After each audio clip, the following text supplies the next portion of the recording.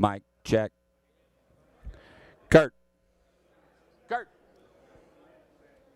Mike, check. How are you, my friend? Kurt. Kurt. HH. Mike, check. Check 1. Check 2. I'm about to fire him. He's not paying attention. Mike, check. HH. Handheld. Mike, check. Check. 1, 2, 3, 4, 5, 6, 7, 8, 9. There we go. Whoa. Okay. Yellow. Yellow. Yellow. Mike, test. Good job. Check. Okay.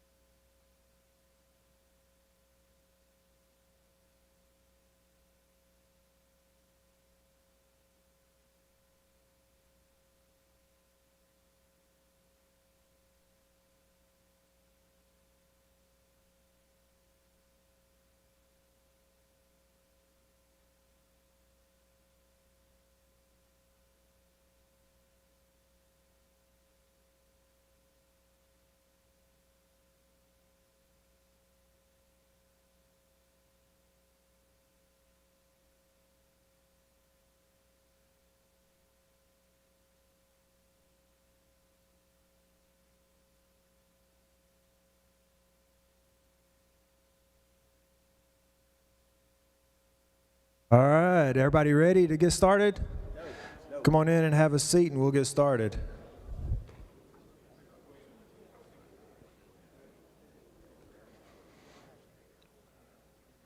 All right. Hey, just a couple of quick points that we need to make sure we take care of. There are some of you that still haven't made above an 80 on the test. The test goes off on Wednesday. So to be working a playoff game, you have to score at least an 80 for Tasso's rules. So there's about 12 to 15 of you that on my printout that still hadn't made an 80. So if you hadn't, get back in there, take it again. You can take it up to 22 times or 20 times and get it passed. So get that taken care of for your crew. Larry's going to come up here in a second and give the games that have already come in for the playoffs. And just so you know what all's going on with that, all the games have been presented to the executive board and approved. So we're good there. And so with that, Larry, you want to come on up? Okay, this is the games. We've got a sheet, a form here that we're listing all the games and all the transactions with the coaches. And I'm going to give this to John so you'll have a permanent record of it. Now we got 20 games, but we only ended up with 19. COVID took a game away from us, so we had 19 games, which I think is really great for just having Division 1, Division 2, 3, and 4 and we didn't get any six-man. So, you know, because usually we have 23 or 22 or 24 sometime, and to get 19 and 20 really the first week and not have the 5 and 6A in the church league schools included, I think that's amazing. So I think we're way ahead of the mark. We had 13 games that were coach requests. We got two UIL games, and then 4 we assigned. So, and the executive committee approved all the assignments. So, does anybody have any questions? Okay. All right. I guess we'll get started with the speeches. And so we'll start off, the treasurer, Mike, do you have anything that you would like to say?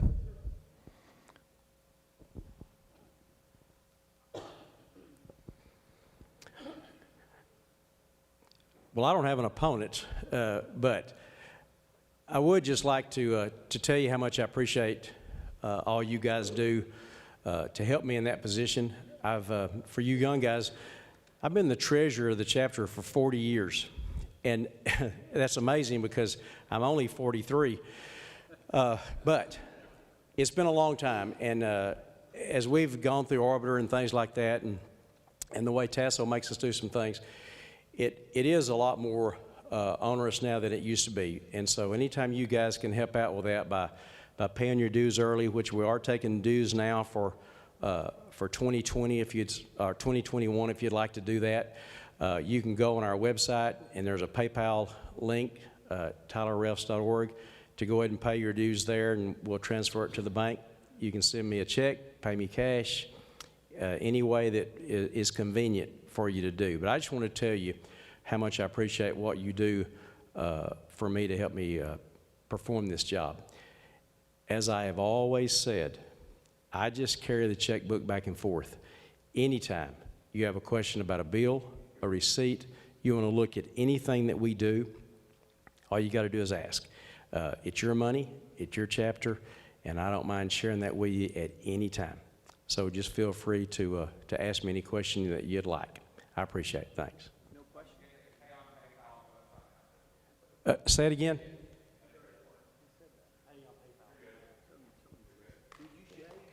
I did show you. All right. Now, Recording Secretary John Sharp, would you like to say anything? Yeah. I'm going to sing. My name is John Sharp, for y'all that don't know. I joined the chapter in 1986, and I have been involved in 2 other chapters because of my job. I had to move off, but I've moved back. For the last 10 years, I have been involved with the board. I chaired the ethics committee, and then now I'm the recording secretary, and I'm responsible for keeping chapter notes and board minutes. And if you see that backpack, it weighs about 50 pounds. It's got every minute there has ever been. I've missed 1 board meeting and 1 chapter meeting since I've been given the opportunity to be the secretary. So I appreciate your vote. You don't have a choice, but please vote for me anyway. And I will continue to do to the best of my ability in recording everything y'all say and keep it in records. But more importantly, I'm on the executive committee. I don't think people know that, but I will always have the chapter's best interest in mind when I vote at the executive committee. But I appreciate your vote. Can I sing? No. Any questions? All right, now we're going to the contested ones. So, Sub-Varsity Secretary Stephen O'Neill.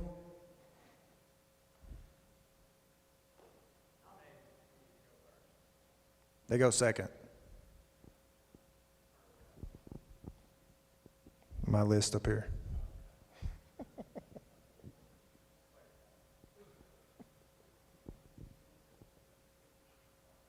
I figured we'd go last.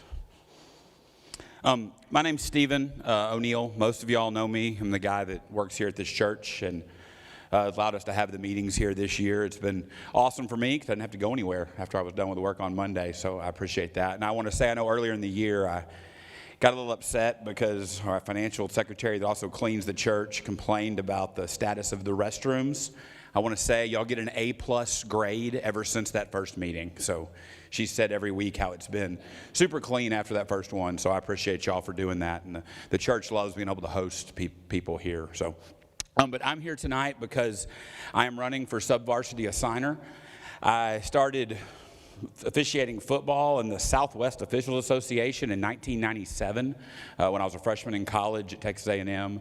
I've worked in Texas, Louisiana, the SFA chapter, and then I moved back to Tyler in 2011 was my first year back in the Tyler chapter, and I've been involved in the chapter heavily ever since I've been back. I don't know how long I've been on the board. I've been a division rep, both Division III and Division II rep, probably the last 5 or 6 seasons.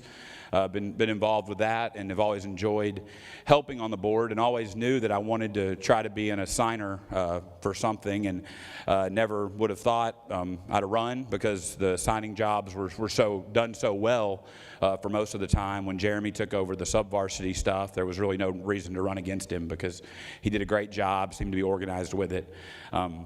About a year ago, I had the opportunity to become the assigner of the baseball chapter, and I really enjoyed this past season getting to assign until COVID shut us down. We use the same assigning software in baseball that we use in football, so I'm already super familiar with it. And we assign, our baseball chapter, varsity and sub-varsity, assigns roughly the same amount of sub-varsity football games that the football chapter assigns. There's that many more games in football. But the reason why I'm running is because I want to continue what has been going on for the last 4 or 5 years since Jeremy has been the assigner. I want to continue to assign you as close to where you live as possible because there's no reason for you to drive past 10 football stadiums on the way to your games on Thursday night. I think it needs to be a convenient thing for you because we all have families and we have people we want to get back to at night. Now, if you want to go far away, I'll happily send you far away, but I know for most of us, my wife has been super appreciative that a lot of Thursday nights I've even been able to eat dinner with the family or pick up my daughter from school before I go work my games. So that's been great, and I want to continue that. Another thing that I would like to continue is the mentor program that the chapter has. I think the sub-varsity position can really be a help in the mentor thing because on sub-varsity, that's where you learn a lot. I mean, Scotty does a great job of teaching the rookies in the classroom, but we learn football on the field. And I think by assigning newer officials with their mentor with the same consistent group of people on a Thursday night can really help those people grow as officials. And instead of having 47 different people telling them 47 different ways to do something until they get the basics figured out, I think having a consistent voice can be something that would be super helpful for those officials. I know we've tried multiple times to really get a mentor thing going, and it seems to kind of get started and then it kind of falls back and then we kind of get it started again. But I think statistics tell us in officiating across all sports, if we can keep an official for 3 years, they will stay. Those first 3 years are the tough ones. We've got to keep them retained. And I think as you look around the room, all of us are getting older, and we need the younger officials that are going to stay and be a part and really kind of carry on the next generation of officials. I'm getting older too. I used to always be the youngest guy on the field, and now I'm getting a little bit older. I've been super involved in the chapter for the last few years, like I said. I've been a crew chief for 5 years, been on the board for a long time now. I've helped run the officials draft. I've helped run the Facebook page. I've helped run the website. I've made the meetings be capable of being put online this year. Pretty much any time the chapter has needed me to do anything, I've stepped up and tried to do it to the best of my ability. Even if it's stuff I didn't know anything about, I made sure that I learned it to help this chapter. And that's what I want to do to continue as, hopefully, with your vote for the sub-varsity assigner, continue in that. So that's what I got. Thank you. All right, Todd Taney.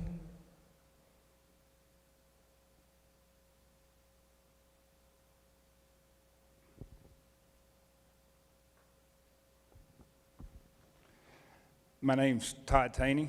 I've been in the chapter for 9 years now, been a white hat for 5 years.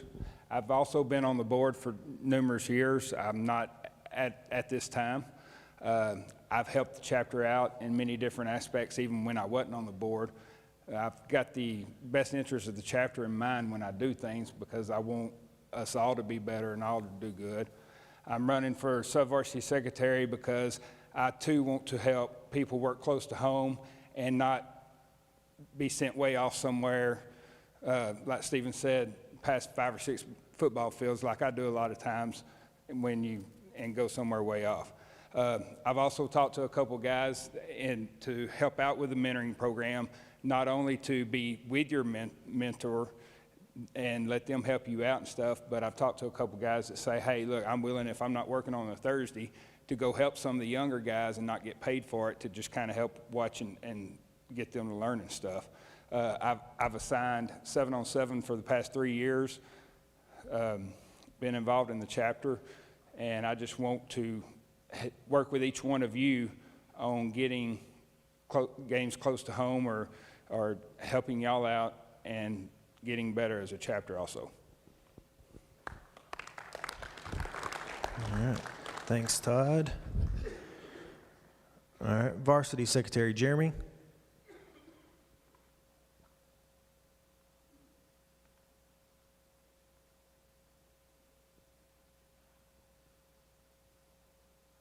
Thank you, sir. All right, guys. So before I get started into why I want to be your varsity assigner, I want to talk a little bit about this process. It's exciting to have this many people stepping up for these roles. That's a win for us either way it goes. I also want to add, it's important as a chapter that we stay together. We understand that after this is over, that we're all on the same team. We come back to this and we're together and we go work the games to the best of our ability. Whether I disagree or agree with Larry on everything, it's probably not going to happen, but that's okay. What I don't want to see is that we, in this process, to follow the suit of national politics and divide us as a whole. We are definitely better when we can come together and just simply disagree, and that's okay.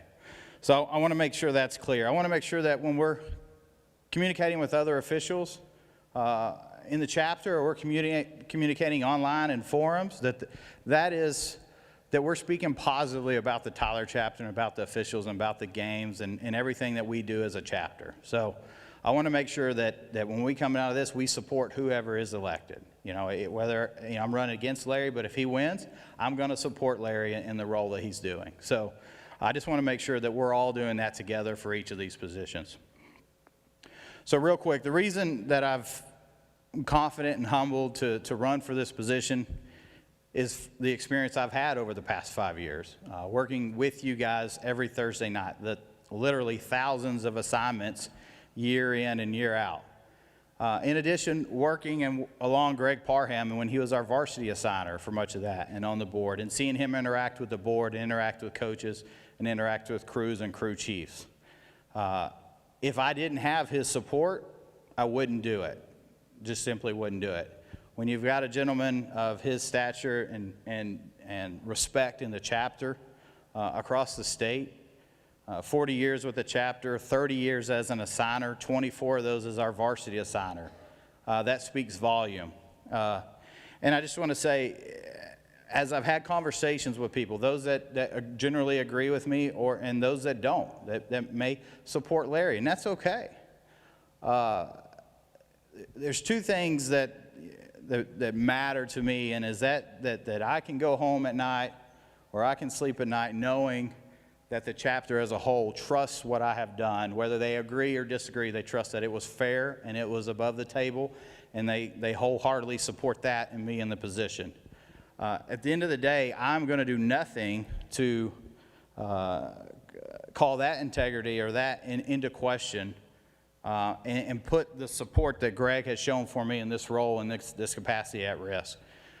That means more to me than the position itself. I'll just be honest. Having his support, a man in his situation, come here and stand up and support me speaks volumes. And at the end of the day, I'm good either way. So let's talk a little bit about the role, what I think is important.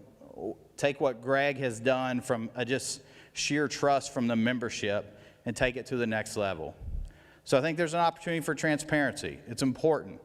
Not so much to change the outcome, but more to give visibility of how things come about, how the games come in, how what the coaches say, what the requests are. You get two things out of it. You eliminate the assumptions. When officials and crew chiefs start to assume how things came about, then it usually doesn't go in the favor. It's usually not a positive assumption. So my goal there is to eliminate that. We'll have, all of it will be written when it comes from coaches. The phone calls are going to come in. That's the way it's going to come in. It's just simple fact. At that point, there's notes taken, and that communication has gone out to the board or the executive committee, depending on how the game came in. And then what I will do in the assigner position is on a weekly basis, that communication will go out to the entire chapter. Whether you're on a crew or not, you'll know exactly how those games end, who was requested, even beyond the crew that was selected even. If they selected, hey, any of these 3 crews, you will know the 3 crews that were listed. Not because I want you to, be happy about it. Some people may be mad because they didn't get the game. But where I think this opportunity is it adds that level of transparency for the membership, and I think that's important. So a weekly communication on games that will be assigned. So if you don't know now, through our policy and procedures and bylaws, when a game comes in that is not specifically requested or drafted, that is to go to the executive committee. Usually it comes from a recommendation from the assigner. So if I get a game come in and there's 2 crews, hey, send me whichever of these 2 crews, and it's a situation where both are available, then that will go to the executive committee. The executive committee will vote. I will make a recommendation on those 2 crews, which one I would say and why. And that recommendation that I will publish to the board and executive committee, I will share with you guys as well. And at that point, if a crew has a question as to why I didn't select them over the other one in that scenario, then I would encourage the phone conversation. What I want to do is use that time to open up the communication between the assigner and the membership as a whole. So there's been some question around being concerns if you're on a crew and the assigner at the same time. So as long as you're following the policies and procedures and bylaws that we have in place, it eliminates that risk. So when that call comes in, if it goes to executive committee as it's supposed to do, you're following those policies, then the game will be assigned accordingly and not to be influenced by a crew and a assigner that's on a crew. I'll tell you, Parham and John T. were both on crews for many years in their process serving the board, but did it in a way that was always above table and with the utmost integrity and was never questioned, which is why they continue to get elected and reelected. And we want to continue to do that. So promoting the chapter. This is an opportunity where I think kind of old school meets new school, where we haven't always been aggressively promoting the chapter beyond the schools that we already work, or even within the schools that we already work. This is an opportunity where we can do that. And what that means is TASO clearly outlines what positions on the board and through what dates that you can then promote the chapter out to the coaches and to other schools. That'll be a big part of me in this assigner position, is doing that, is to actively, promoting the chapters and crews as a whole outside of the schools that we traditionally work. I'll tell you, that's not something we've always done a lot of in the past, but other chapters are, and it's an opportunity where we can, if we're not doing that, then we're falling behind a little bit. It's important there that we follow a strict process and make sure that we don't put the chapter at risk when it comes to TASO policies. It's important that we defend the chapter as well, so a little bit of self-promoting at the same time helps to fend off other chapters doing the same thing. Another thing that's an opportunity to speak a little bit about what Stephen was talking about is your sub-varsity assigner and the mentor program is assigning those new officials with crews. So when I came into the chapter about 12 years ago, that's what I went with a crew every Friday night. typically not assigned, but it was a little bit different at that time. But I think it's important that we use Arbiter and the tools that we have to assign new members to crews to go get that visibility on Friday night. So it does two things. It, one, gets you the ability as a new member to see the game as a Friday night, to start to learn more than when you're working. It's hard to always focus on what you need to be doing, and you don't necessarily know what you don't know at that point when you're very young in your career officiating. So, and then it also gives you exposure to crews and crew chiefs. So I've had many questions with new officials this year, is how do I get on a crew? And that's one big tool that we can use to ensure that you have that interaction with crews throughout the year, so that then when they have vacancies in next year or the year to follow, they have a name and a face to correlate together, and then increase your chances of getting on those crews. So naturally, Arbiter is a big part of the varsity assigner. Few, other than myself, Parham, and Steven from baseball, understand what goes into Arbiter and the work that's done behind the scenes to get those assignments out to you. It's important that the information that goes in is accurate. It's important that it's in there timely. And it's important that the supplemental information, coach contacts, school addresses, official contact, that information is valid and up to date. Currently, if you're a crew chief, you would probably know that that's not the case at the moment. So we really need, that's something that needs to be focused on in the off season to get that information up to date.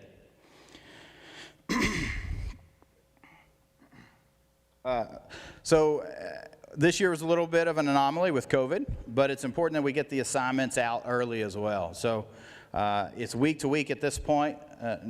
Not a hit on Josh, because he learned quickly and is probably already better at it than I am. But it's definitely important to get those out to you. Another thing that I think is important, and I think some others will cover on in a moment, is the draft and what happens there. So in the past, we've always limited, kind of alternated a crew chief or a crew member in the draft each year, so that eventually everyone gets to go to the draft. And I'll tell you, much like the playoffs and the assignments, assumptions do not help us there either. So the objective going into the draft, if I'm elected with some others, would be to increase the those that attend. So whether it be crew chiefs, we have space in the building, have all the crew chiefs in there to sit in on one side away from the coaches, so that we don't have those challenges, but see the draft live, so that no one has to question how games came about from a draft standpoint. We also have an opportunity, if we want to stream that, so that the entire membership.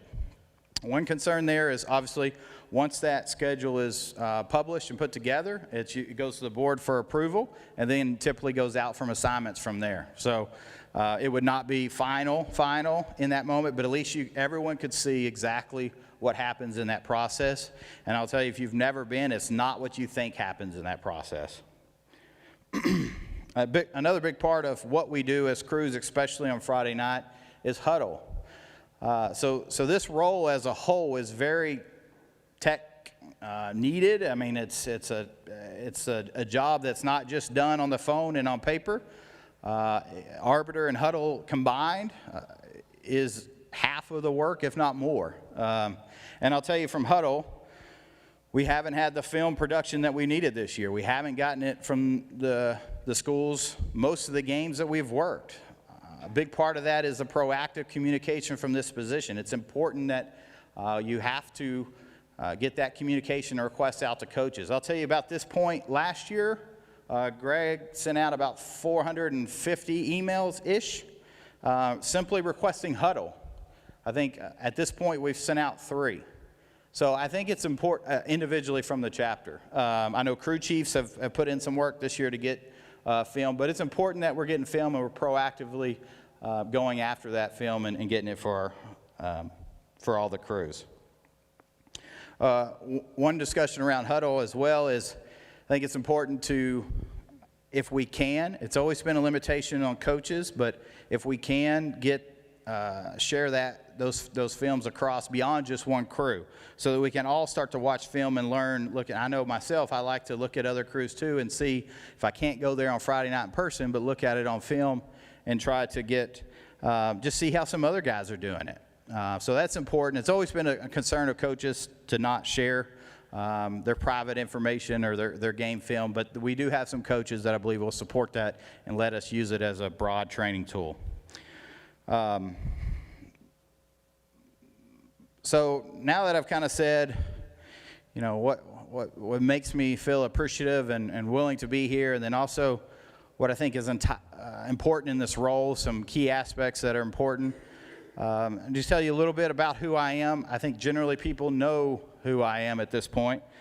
We've had interactions at some point, but I've been in the chapter for 12 years, roughly on the board for 10 of those 12 years as a Division 4 and 5 rep, then as a signer in some capacity. And I've said in my email,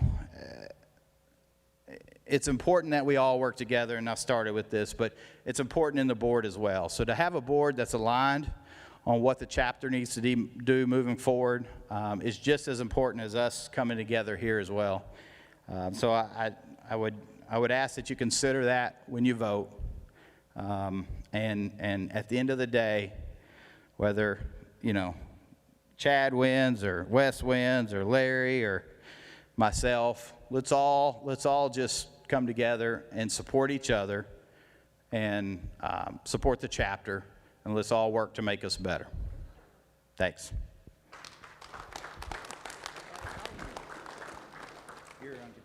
Larry?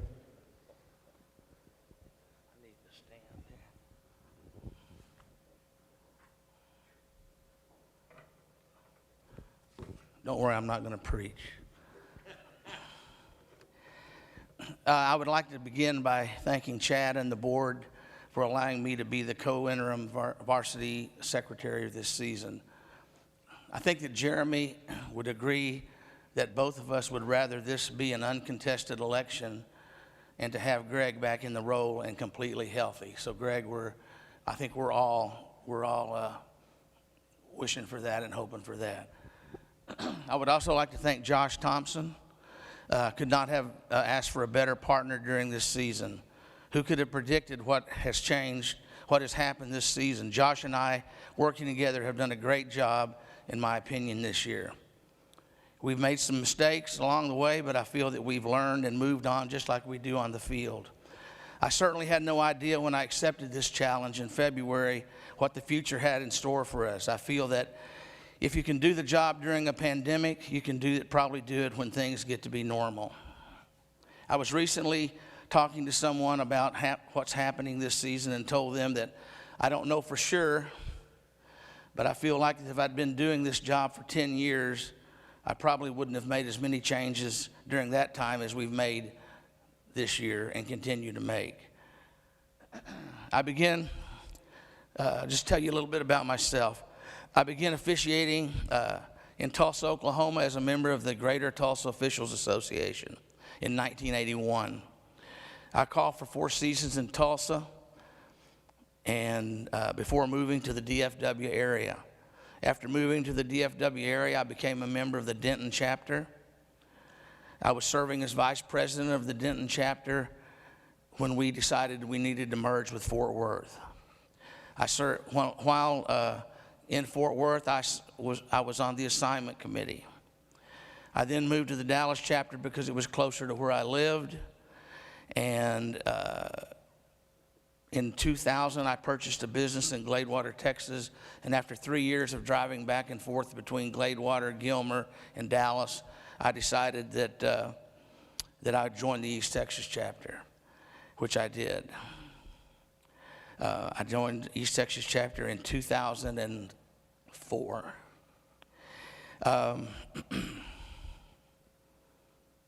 In 2000, and while I was with the East Texas chapter, I served as the training officer for 6 years. In 2012, my crew moved to the Tyler chapter. More about that later. I officiated in the Lone Star Conference and the American Southwest Conference for about 18 years. After being retired for a year, Bud Alexander, supervisor of officials for the ASC, asked me to come back and work some games for him. So I put together a crew, and we worked about 5 games over a 2-year period.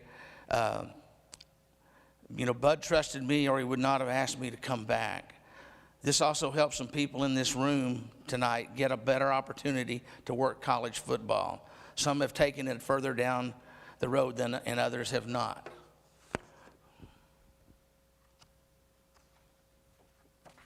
Throughout my career, no matter where I was, and I always took an active role in the chapter, my main concern was trying to make the chapter that I was a member of better. I thought the way to do this was to be involved, so I got involved. I did that in Tyler when I came here. Over the past several days, you've probably heard the words transparency, integrity, and honesty on a national level. These are 3 principles that I take very seriously. I know how important it is to practice these principles, especially while representing members of a local football chapter. I try to live my life every day following these 3 principles. In high school football, in high school officiating, playoff games are the golden ring. Why do the 3 principles that I mentioned above mean so much to me? And it's why I'm in Tyler today. In 2012, my crew moved to Tyler. The reason was we were not being dealt with fairly during the playoffs. Some members of my crew and I had suspected this foul play but could not prove it until one day I got a phone call. The call came from Kyle Rutherford with the Tyler chapter. He asked me a simple question: was my crew available for Friday night? And I said, yeah, we're available. And Kyle, being a friend of mine, said, well, that's strange. I just got off the phone with your secretary, and he says you're working. And I kind of wanted to know why the Tyler chapter cared if I had a game or not. And Kyle said that the Tyler chapter had too many games, and they wanted to use my crew if we were available. Now, we didn't work a game for the Tyler chapter that week, but that's what was said. Of course, I then called our secretary and had a conversation with him, and consequently, my crew moved to Tyler for the 2012 season. During the next 2 seasons, about 6 to 8 crews moved to Tyler for virtually the same reason. I'm not claiming to be the reason they moved, but it did happen, and people don't follow people if they think they're not honest and don't have integrity. Why do I think I would be a good varsity assigner for our chapter? I own my own business, so I can talk football all day long if I need to. In fact, today, I did football all day long, no insurance. I'm available to answer the phone and make the necessary calls that need to be made. My hours are flexible. In other words, I'm not tied to a desk. I'm not tied to the office. And here in the near future, if I'm elected, this job will be my full-time job. That's all I'll do. I know people at Tasso. Mike Fitch was my umpire for my first playoff game. Bill Theodore and I have worked several games together over many years ago. I'm telling you this to say that people that we turn to govern our organization know me personally. We don't talk every week, we don't talk every month, but when I do talk to them, they know who they're talking to because they know who I am. I have experience assigning games. While I was on the assignment committee in Fort Worth, we had the task of assigning varsity games. Back then, we really assigned games. We don't really assign games today, but back then, we really assigned games. There was no draft. We would get together in a condo in Fort Worth and work all day Saturday and most of Sunday for the month of June, the entire month of June. We assigned every official to each game one at a time. At the time, I was a Division III getting ready to be a Division II. The philosophy in the Fort Worth chapter was that in order to work a 5A game, you had to be a Division I or Division II. The same applied for playoff games. I was instrumental in leveling the playing field and getting Division IIIs and 5A games and eventually into playoff games. You newer guys out there that have got to work deep into the playoffs, and some of you have even worked state championship games. Just imagine sitting there making these assignments knowing that you're not going to get to work any of them. And in case you're thinking that I was one of the first to work a 5A game as a Division III, you're wrong. I didn't get my first one until I was a Division II, and I was on the assignment committee. That was the way it was. When I was in the Dallas chapter, I served as North Zone Subvarsity Assigner. I did this for 2 years. My territory was Louisville, Plano, and Denton. There are a lot of schools in these cities. By the way, it was before Arbiter and Zebraware, which does help out a lot, because back then we would have a piece of notebook paper, write the games down on notebook paper, and people would come by and sign them. And that's how we assigned our games. You know, and it was, I mean, Greg shaking his head. There was no, when somebody didn't show up, really, you know, you think, well, he signed up twice, and that happened a lot. But anyway, that's how we did it back then. When I was in the East Texas chapter, many of you know Bruce Self. He was involved in a terrible car accident one afternoon, and he asked me to be the sub-varsity secretary for the East Texas chapter for 1 year while he recuperated. Honesty and integrity go hand in hand. My livelihood is built on honesty and integrity. People aren't going to buy insurance from you if they don't trust you. It has always been I've always been amazed that people come to me, give me money, I shake their hand, I give them a piece of paper and tell them everything's going to be all right. And most of the time it is. People are not going to do this if they don't trust you. They can see through people who are not truly honest. The insurance business is a pretty black and white business. It's either covered or it's not, and there are exceptions. Being an assigner for a sports organization is like being in the insurance business. It requires you to have a little common sense and imagination. Josh and I have encountered some situations that required common sense and making an exception, even though you might be scrutinized for it. I think most will agree that in life, if you're not flexible, life can be pretty tough. Does there need to be changes in the way we do things in Tyler? Not wholesale changes, but I feel like there are some things that we should probably look at. I think I've taken a step forward in creating the information sheet that I'm using now. And what we do on this sheet is when the coach calls, I've got a notebook. I write everything in a notebook. I transfer it over to the sheet or vice versa. And I email each one to the coaches, and they sign it and check off on all the information about the game.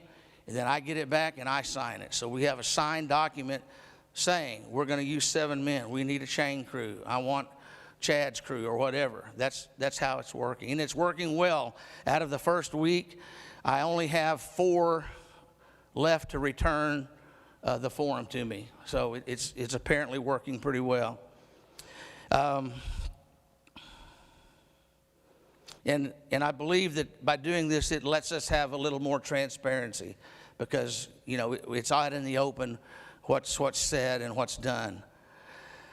Another reason, I am no longer on the field. I don't have a crew. I don't even want a crew. If I want to go to a game on Friday, I can go. If I want to go home, I go home. Why that's important? There's been a couple of times when the dreaded call comes about 5:30 and something's wrong. And it's going to happen. By not being busy getting ready to work a game, I can take care of whatever problem is going on. I know many coaches in the East Texas area and around the state. I've always been able to talk to a coach during the heat of the battle or when things are calm. I've never had any trouble communicating with coaches on or off the field. In 2019, I was inducted into the East Texas High School Coaches Association Hall of Honor. I don't think I would have been nominated and granted entrance into this association if I'd had a problem being able to communicate with coaches during my career. I also can operate a computer, believe it or not, for you young guys. You know, we have I have several companies that we deal with, and they all have their own programs, and we have to know how to get into their systems and work their systems. I also we have our accounting system in our agency, which we use on a daily basis. I also use Arbiter like you do. I have Arbiter Pay, and I use DV Sports 360 and Dragonfly. And so I think that I'll have time and be able to learn Arbiter before next year. Lastly, and I think most importantly, is I don't have an agenda. I mentioned that I'm no longer on the field. I'm not wanting the Longview Highland Park game. I've had every playoff game you can have, so I'm not worried about getting a playoff game. I told you that I didn't have an agenda. Okay, I do. And that is to make the Tyler chapter and its members the best in the state of Texas. I've had a chance to watch some of our crews work, and we have some great crews. Don't think for a minute that we are not on an equal ground with Dallas and Houston. The training we receive that Lance directs is second to none in the state. My main task, if elected, is to be sure we are going down the right path so that not just a couple of crews have success, but all of our crews have success. Josh.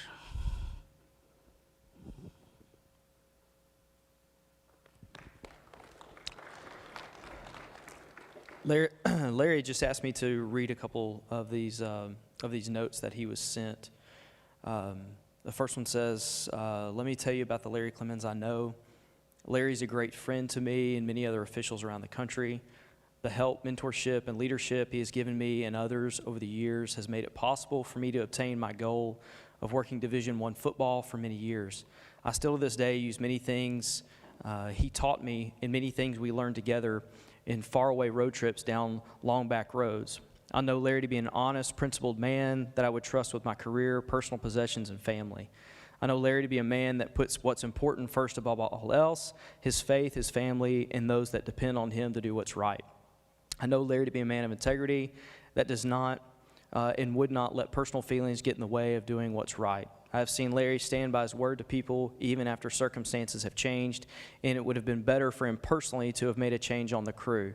I could go on, but for brevity, I will leave it there. I wish all of you well, and if there's anything I can do to help you, please just ask Larry for my contact info, and I am happy to help. Please see the play, process the action, use good judgment, rules knowledge, and above all else, make them big. Randy Smith, Big 12 field judge. My name is George Shoup, and I live in Dallas, Texas. I currently officiate football in the Mountain West Conference. It has been brought to my attention that Larry Clemens is running for the Tyler Chapter Assignment Secretary. I couldn't think of a better person for that position. I've known Larry over 33 years, and he's been an exemplary mentor in the area of officiating. Over the past 33 years, I've known Larry to give back in every possible way to the fellow brotherhood of officiating. He has always put the integrity of the chapter over any self-promotions. He is 100% ethical, and if elected, he would be an outstanding representative for your chapter as the assignment secretary. I wish him and your chapter the very best. George Shoup. I've had the pleasure of knowing Larry Clemens for 13 years. During the years of our acquaintance, I know Larry to be very honest, knowledgeable, trustworthy, and dedicated to whatever the task he is presented with. I also have the utmost respect for Larry because he has a big part to play in my officiating career. Larry hired me on his football crew and gave me the opportunity to succeed as a college official by stressing the importance of being knowledgeable in the rules. I'm very confident in saying that he can handle any situation that arises. Sincerely, Mark Graves, Big 12 side judge. I was the executive secretary of the Houston football chapter for over 15 years, Sam Brown for 40 years before that. Not once did anyone run against us in an election. That is extremely important. Your secretary should remain in the same from year to year. It's not a position that should change from year to year. That's how you develop relationships with the UIL as well as coaches and athletic directors around the state. As the immediate past president of Tasso football, I still have conversations with coaches in the East Texas area, and I can tell you Larry Clemens has done an outstanding job as your secretary and is very well respected. Your continued support of Larry as your secretary would give the Tyler chapter, would do the Tyler chapter well for many years. Thank you, Tommy Moore. Larry Clemens is as good a person and official as I have ever used. No one knows the rule book better than Larry. To this day, if I have a question, he is the official I will call. When it comes to honor, Larry would never do a Gilmer game just because he felt it wasn't the right thing to do. Much respect from my end. His biggest impact on me, other than knowledge of rules and his integrity, is how he taught me to treat officials. I was terrible early in my career at making things personal towards officials. Larry would always defend officials, but teaching me empathy at all times. I am far from perfect when it comes to this, but it was very eye-opening for me that I needed to change my sideline behavior. I will always be grateful for Larry for taking the time to change my perspective. I miss our Thursday night games together. Jeff Traylor, head football coach, UTSA. And to whom it may concern, I'm writing this letter in regard to Larry Clemens. I have known Larry as a football official in East Texas during the 20-plus years I've been on the sidelines as a defensive coordinator and a head coach. He has officiated many of my games during this time. I can say without reservation that he's earned my respect due to his honesty and integrity in our interactions. I can speak for dozens of coaches that I have worked with and against that feel the same way. Larry has earned my trust throughout many interactions on and off the game field. I always felt fortunate to have Larry and his crew doing one of my games. His work in our games cemented my confidence in him as well as the coaches I worked with. He was always among the first choices when discussing drafting with the coaches on my schedule. I regarded Larry as an official with high standards for himself and his crew. His expectation for performance was evident to me as well as the coaches on the opposing sideline. That was always a major factor that fortified my confidence in the crew he led. Larry has an excellent rapport with coaches during a ball game. Obviously, it is always a stressful, contentious situation when the coaches are questioning fouls called or not called. Larry had an efficient and effective manner with me and the head coaches I worked with. I can add that he was absolutely the best official I ever had in giving post-game feedback on the foul report. It was obvious that he had reviewed game film and critiqued the official's performance. He was forthright in his evaluation of the officiating of our games. He never sugarcoated his mistakes or mine, and I greatly appreciated this honesty. That's from John Berry, the former head football coach of Gladewater High School. Thanks, Josh. Thank you for listening to my story tonight. And I would appreciate your vote. I would also like to, we've got other people running, and just consider them when you're listening to their speeches. And again, I thank you and appreciate your support. All right, thanks, Larry.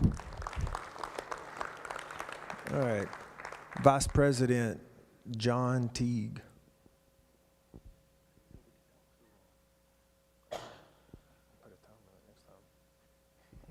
Well, I can assure you it's not going to be as long as those secretaries talk. So this will be really short. For all of you that don't know me, I know most of you in here, maybe some first, second, third year folks don't know who I am, but I'm John Teague. I've been in the chapter since 1983.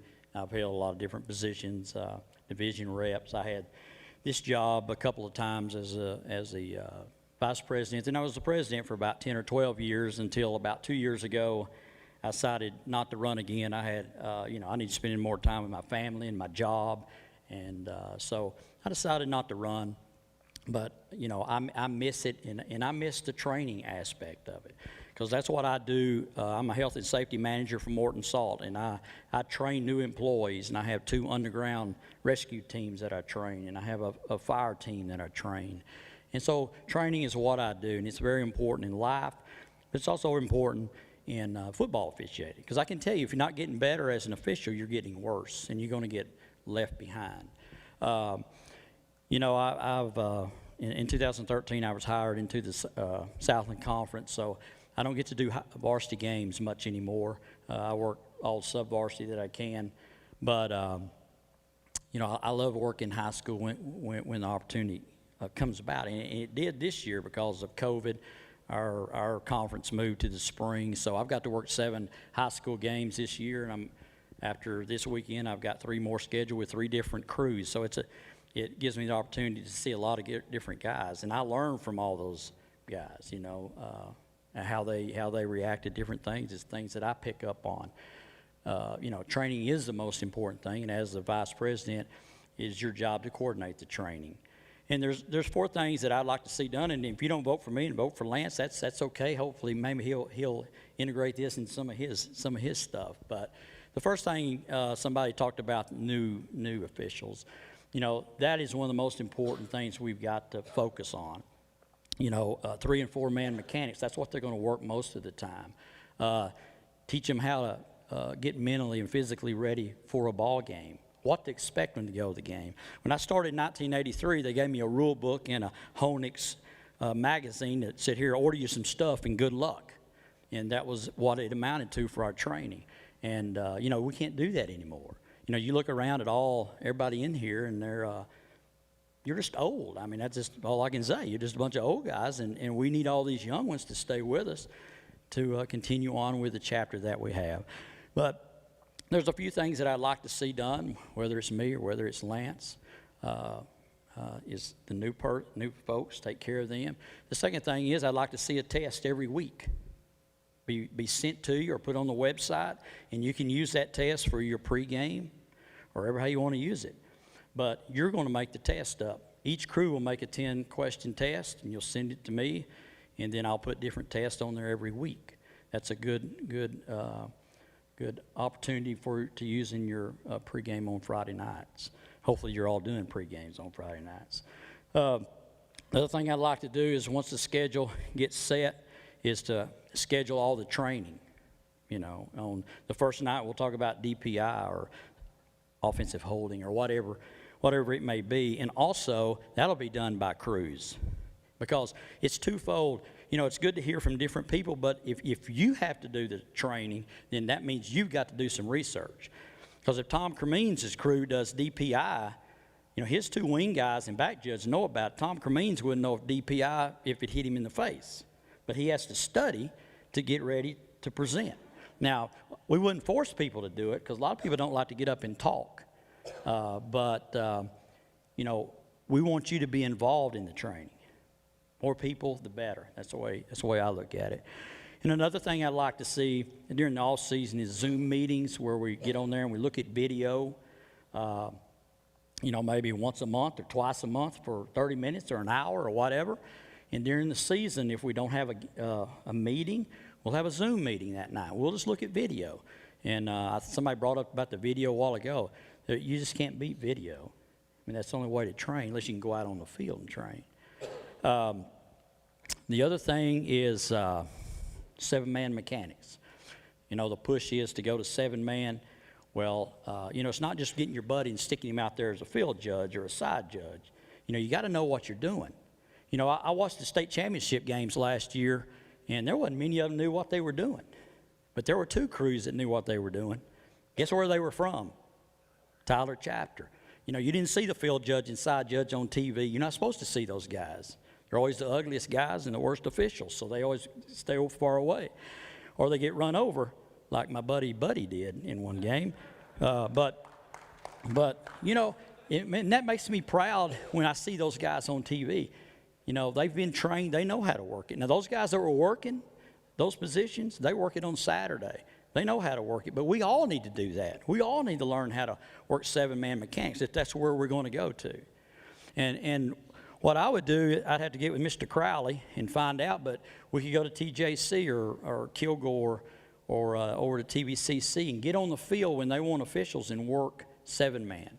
That's the best training for 7-man mechanics, is get on the field and learn, because it's not just the deep guys, it's these 2 short wings also. It's different for you. You know, you don't want to run over your deep guy down the field or something.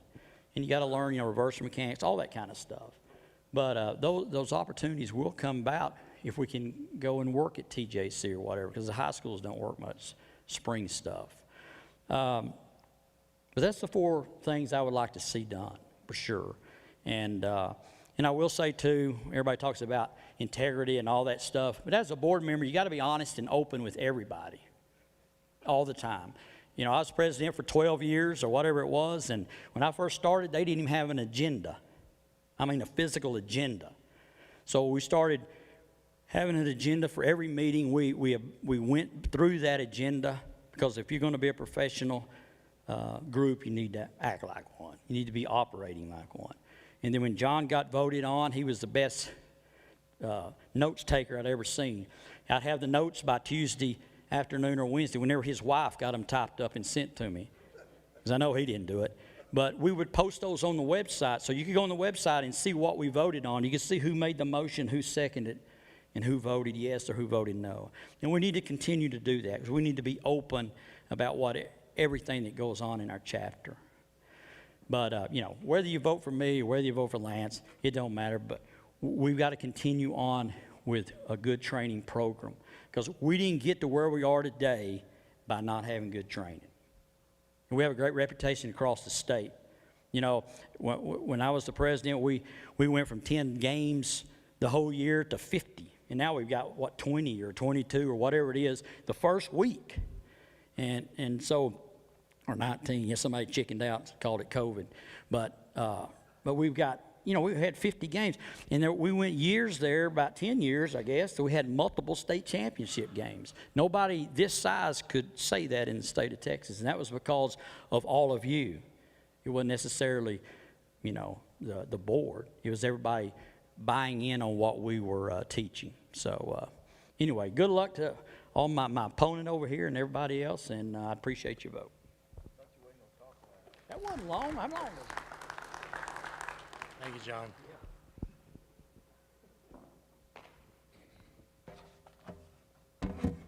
I appreciate that, John. My first state championship game, John, you were right back judging that game, weren't you? And did a great job, right?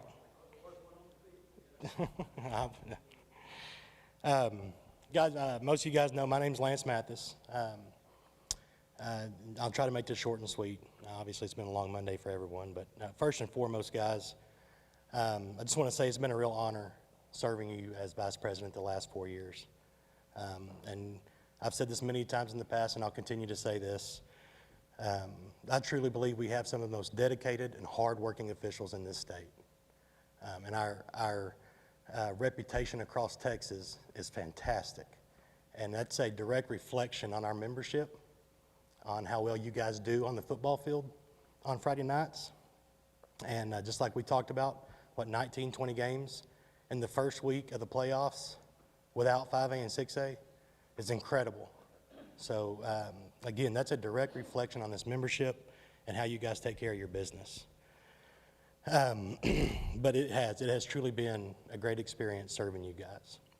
I started calling football in 2000 as a freshman in college, mostly to make a little extra money so I could promote myself from, I guess, ramen noodles to SpaghettiOs at the time, and just immediately fell in love with it.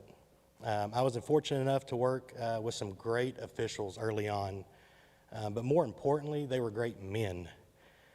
They taught me a lot about the game, and even more about the avocation, and it was just a great mentorship that I experienced. And it was because of those men that I was able to get into calling college football. I called college football for 7 years, 3 of which were spent in the Division II Lone Star Conference.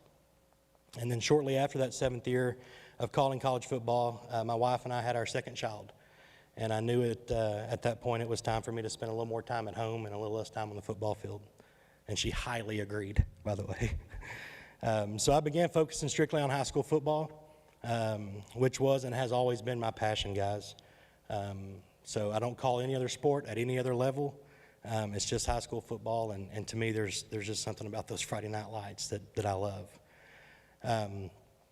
Well, since my inception 4 years ago as vice president, I feel like we've made some great strides in our training efforts.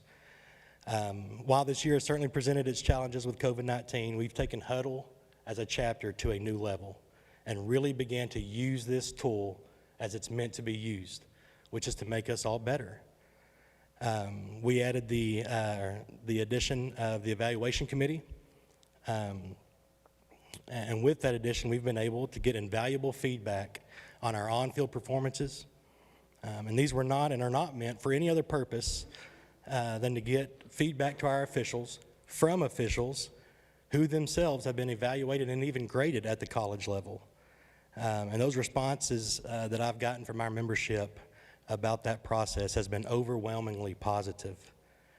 Moving forward, what I'd like to do is take that and broaden that tool a little bit to include a crew self-evaluation, which is where each individual crew will do their own film evaluation, and send it to one of the evaluators for their feedback. So we're kind of reversing the evaluator and crew in that situation.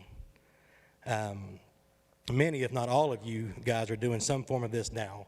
I get a lot of films in from members saying, hey, here's my film, I've graded, or I've evaluated my crew, here are my notes, tell me what you think. Tell me what I missed. And some of those I'm like, hey, yeah, that was a good comment. He was probably out of position to make that call.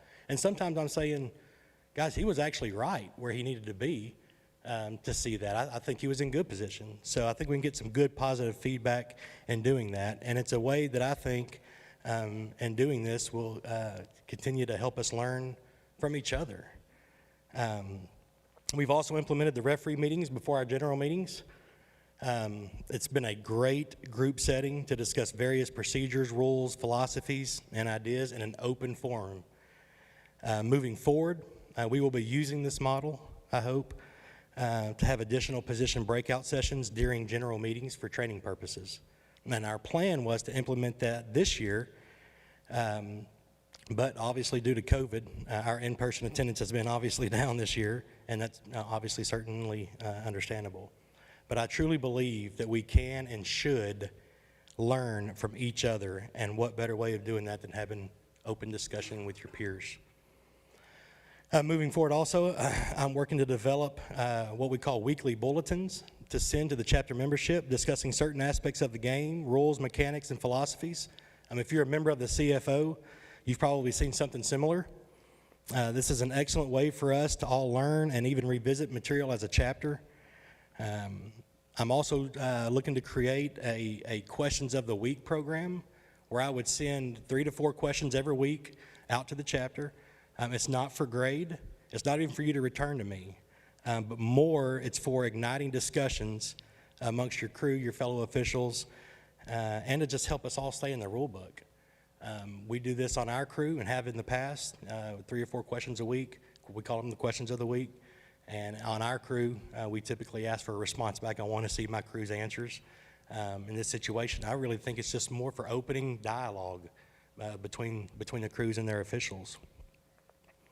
So during my first year as serving as vice president, guys, I was tasked with trying to find ways to help grow our membership. And since then, with the exception of this year, we've experienced our largest recruiting classes that we've seen. 3 of the 4 years, largest recruiting classes that we've seen. Through numerous outlets, I, along with others, many others, have worked tirelessly to grow our organization. I have additional ideas to help facilitate these efforts, including targeting the college campuses around Tyler and East Texas. Doing this serves 2 purposes, guys. 1, it helps grow our chapter membership, and 2, it engages younger individuals to get involved at an early age, much like myself back in 2000. John mentioned it a while ago, and I'm sure most of you are aware that the average age of a football official in the state of Texas right now is in the mid-50s. Okay? We have got to bring that average down, or we are all going to suffer the consequences the longer we call. Onboarding this age group can really help us grow both now and in the future, and I will be seeking help from chapter members to achieve this goal. While we have been successful bringing in new officials, we must also find ways to retain these officials for future years, guys, which is, and it's not just a Tyler chapter, this is a statewide issue. We get a lot of first-year officials in, and we get very few back, okay? So we have got to figure out a way to retain these officials. This season, I asked Rich Hottie to lead an effort to help form the mentorship program. This program will allow each new official to be teamed up with an experienced official to help them in their early journey of this avocation. These new officials can utilize our experienced officials to help answer questions, discuss plays and mechanics, and simply to stay engaged and encouraged. We will be seeking, be ready guys, I would be, if elected, I will be seeking help from the chapter members to serve in this program, and I would welcome anyone to step up and support this effort, guys. I'll also be discussing ways to get our new officials with crews on Friday nights to shadow them and help them get some game time experience. Sitting through a pregame discussion with a crew, charting fouls for a crew, and interacting with different crews is an invaluable opportunity to learn, and we must find a way to get this done through our assignments. And lastly, guys, like I said, I'll try to be short. I love high school football. I love learning. I love training and helping others be the best official they can be and have for the last 4 years. That passion was instilled in me by my mentors, and it continues to grow each year. Many of you have reached out over the years with different questions, plays to look at, and even games to evaluate. And while we may not have always agreed with each discussion we've had, and that's okay, it's okay to disagree, right? Contrary to what the world's telling you right now, it is okay for us to disagree. Contrary to those disagreements, we've always learned something about the game, more importantly about each other.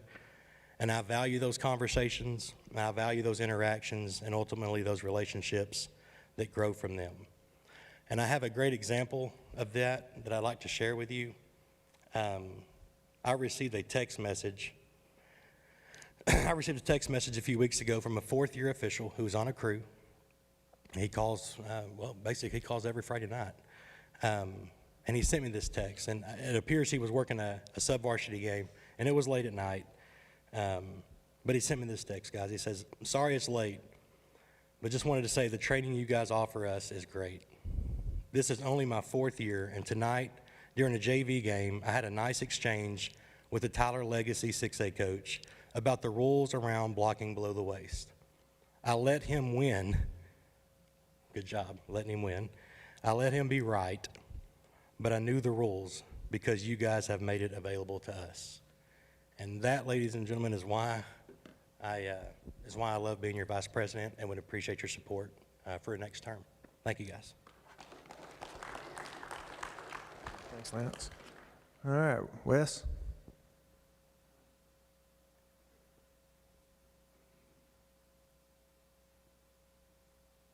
Thanks, sir.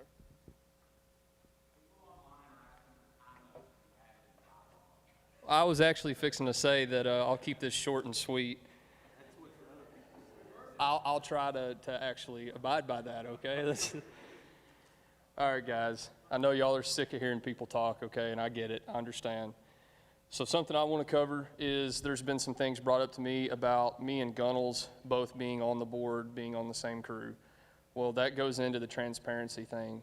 I really, really want to Facebook Live the draft, make it public where everyone can watch it happen, to see what goes on there. I know there's always a lot of questions about how games are assigned, how games are done, and I understand it. I fully get it. And so that's why I want there to be as much transparency to everyone in this chapter as there can be. Training-wise, our rookies need to be learning six-man football, and they're not right now. We really, really need them doing five-man training and five-man mechanics and six-man game training, because we just don't know the rules in that. Heck, I don't know the rules in it. I ain't gonna lie to you, I don't. Most of us in the room doesn't. So that goes to that and transparency. And then playoffs. A big thing I want to do in the playoffs that I've put in baseball is everyone, the emails that come in, I want coaches to put their requests, all their game information, everything to be online, put on the website, on Facebook for the whole chapter to see, for everyone to know who was requested, and if the game was assigned by the chapter, it was assigned and how it was assigned. Disagreements, this is a big thing because there's been a lot of disagreements this year in the world, in football, in life, in everything. And I want, if me and anybody in here has a disagreement, I want us to be able to sit down and talk about that disagreement. And we may continue to have that disagreement when the conversation's done, but that's okay. Shake hands and be done with it. We don't need to go run to everybody's buddies. We need to stop all that. This chapter needs to get along and work together and enjoy calling football. I love football. I love being up here. I love being a referee. I do. And I think everybody in this room right now and everybody watching on YouTube, we all love this. It's not just about refereeing, guys. It's about the camaraderie. It's about everybody going to the games together and having fun and enjoying each other. And I really, really want to bring that back into this chapter. I want everybody to work together from top to bottom. It doesn't matter who you are, what crew you're on, what you're doing. I want us to all get along and work together. one way, the same way, be taught the same way, everything happen. I want to help the chapter with games. You know, whatever we can do as far as going out and recruiting those East Texas schools to use us in the draft and not use East Texas. I think this year, us putting 7 guys offering that, I think that really helped us in the draft. I think that going forward, we need to continue that, and I think everyone in this room needs to be able to be on us, have the 7-man option. Doesn't matter crew, everyone needs to go to 7-man training, and we need to have 7 guys on the field if we can have it. It'll help us, it'll help referees, it'll help everybody. Trust. Guys, I want your trust. I want there to be trust in the chapter. I want us all, this goes back to everybody getting along, and that's my big thing. I want us all to work together. So I said I'd keep it short and sweet. That's what I'm doing. So I'm going to pass it on to Chad now. Thanks, Wes. All right. Thank you guys for staying here this whole time. I'm short week. I've got four bullet points here. This is my 21st year as a football official in the Tyler chapter. I've enjoyed every second of it. I've met guys that are awesome, and I've met guys that are crazy, and just like life. So my leadership style is transparent and committee-based. Anything that has been brought to me over the last couple of years from the membership, I've taken and presented to the board. I just believe that the board and more input that we have into it, the better decision we're going to make as a chapter. Whenever somebody asks me something, I tell you whatever I know that is true. And then if I find out something different, I will try to contact you and let you know that I misspoke, because I'm not perfect, and I never will claim to be. Everything that this chapter does, I try to protect this chapter by doing it by the bylaws and policies and procedures. This year, we've seen a few things that we need to address in those policies and procedures. Some of the things that was brought up is like staggered terms, having different guys voted in at different times, so everybody's not voting in at the same time, just because it's crazy. We're having to listen to 8 different messages tonight. And then something else to help with us for planning is changing the due date. We're trying to get that change, and we realized that it was a policy or a bylaw that we need to change. And so we're going to try to get that taken care of if I'm elected. Hopefully whoever's elected will help kind of get that taken care of, because that's going to help with just planning ahead, letting us know who's coming back, so we're not waiting to the last minute saying, well, have you heard of this guy? And we kind of know that they're going to be coming back. One thing that I felt whenever I first come in to the chapter, and I believe that it made our whole chapter better, was I worked with the board in getting the crew chief test. Some people hated it, but I really felt that it made us all accountable and all better. I've had guys that, were crew chiefs for 40 years, and they're like, I don't want to have to take this test, but I understand the process, and so I'm willing to take it and take care of it. But it also made us all get better, I think. And I think that's it shows in our draft, along with all the other stuff that all these other guys have been doing. It come out in the draft. And so thank you guys for all of the hard work. Something I see that in the future that'll make us better is trying to figure out ways to have satellite meetings to our friends to the west. We're trying to grow this chapter, but if we don't have guys to work the games, what are we doing? And so I really feel like a lot of our membership to the west, if we could start doing a great meeting like we do here to the west, where if it's a board member, we're alternating or whatever to take it over, to Kern or Kemp or somewhere over in that area.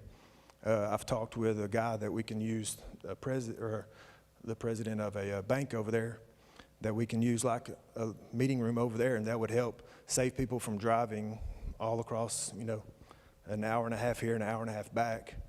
And so we're not able to keep those guys, and we need them here. And so I really would like to work with the board in figuring out the best way for that to happen. And the last thing is this: I officiate football. That's all I do is football. There's no one else on my crew on the board. And so if someone on my crew wanted to, I would ask for them not to, or I would step down, because I really think that it works best for the checks and balances when there's different circles, different crews represented in the membership. So that's my piece. Any questions or anything? No? All right. Mine was the shortest, right? All right. All right, now, Stephen O'Neill is going to come up. He helped put the voting in place. I'll let him explain. Everybody's ready to go home. People online are really ready, I guess, to like not sit on their couch anymore. I'm not sure they're complaining, but Keith Foisey, I'm talking to you. Oscar Strain is technically in charge of the election, but Oscar's not here tonight, and he got a work call, okay. We had tried to get him here tonight to do help with this, but one of the things, like I told you in my speech, and I guess I get like 10 more minutes, right? Because I only use like 3. But I do a lot of technology stuff for the chapter just because I have.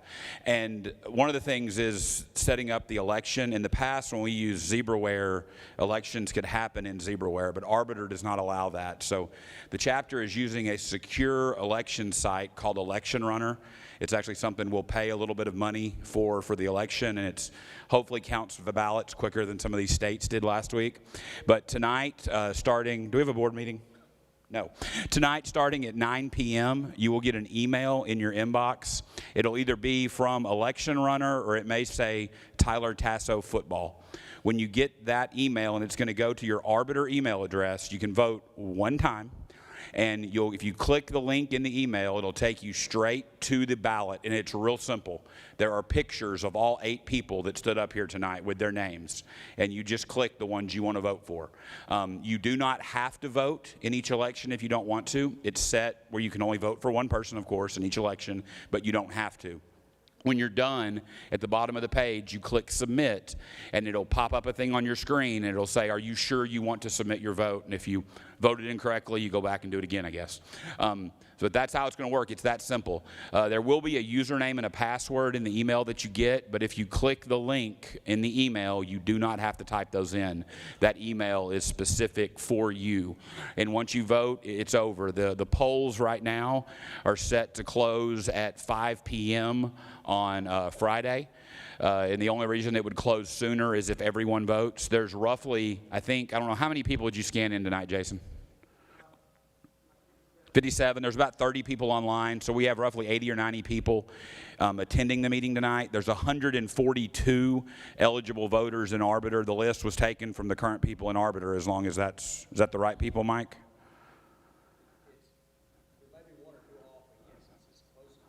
Okay, that's where the email addresses came from. So you'll get an email to your Arbiter email address roughly 9 p.m. tonight. I may even set it to go out at 8:30 just so you can get started. But once the election's done, you can download a receipt of your ballot if you want. I don't know why you would want that, but you can have it. So if you have any questions, you can shoot Oscar or me an email about it. But it's very simple. If you forget to vote, you will get an email reminder probably on Wednesday.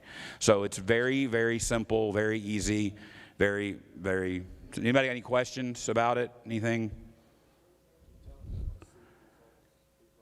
Nobody can see the results.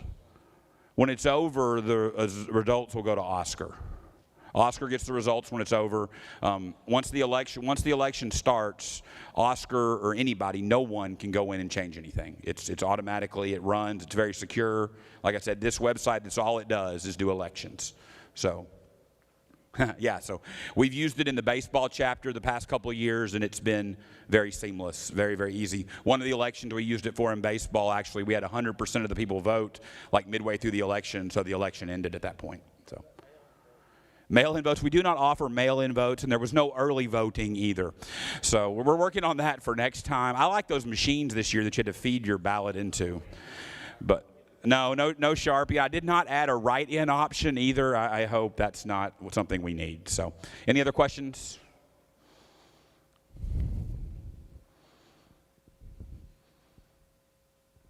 All right. 5 on Wednesday. Friday. 5 p.m. Friday. All right. All right, now, the only thing left to do is division reps. So if you're a Division 5 official, or 4 and 5, I'm sorry, thank you. Come over here to this flag. If you're a Division 3 official, go back to the back tree over there. If you're a Division 2 official, come to this tree. And if you're a Division 1 official, come right up here to the front. I already gave that one away. 2 right here. 1. If you're not sure where you're at, this is based on the points you have that show in Tasso this week. Yes. Hey, and if you are representing that division right now, I've got a list of everybody who's in your division.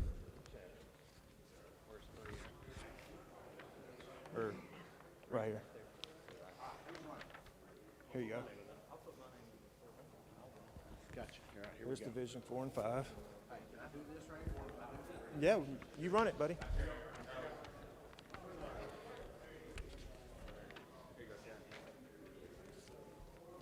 Three. 2. Oh. I'm 2. Two? And I'm a No, 2. you're 3. They have me wrong. I'm a 2.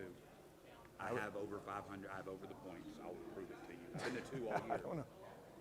I've been the 2 all year. That's just what they sent me. Okay, well, I've been the 2. I have enough points. Well, no, this is the 3s, but I'm a 2. Yeah. I have enough points. I do too. I got 500-something, 11 points. Well, no, this is the 3 list, but I'm a 2. And he voted with the 2s last year. Yeah, that's. But I'm just saying, I'm running for the 2. I have enough points, and I'll have way more than enough at the end of this season. I don't know how to make it fair. I just went off of. That's why I printed this off, and we sent the email out to make sure whatever is on Tasso. I don't know. I wish you would have told me this before today, because I would have called. Well, I sent the email. No, I sent wish an you would have email. said you were. I mean, I've never. I sent have, an email and I'll saying have that it was gonna enough. go off. For,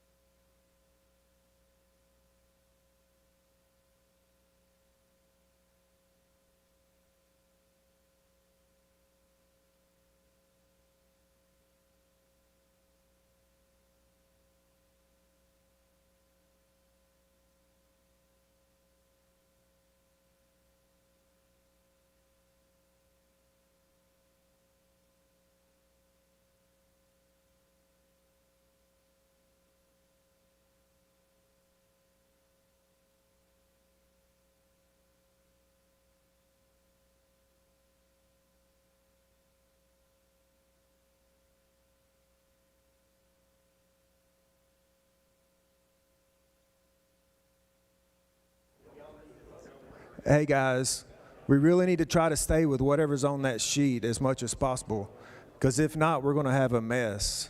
So.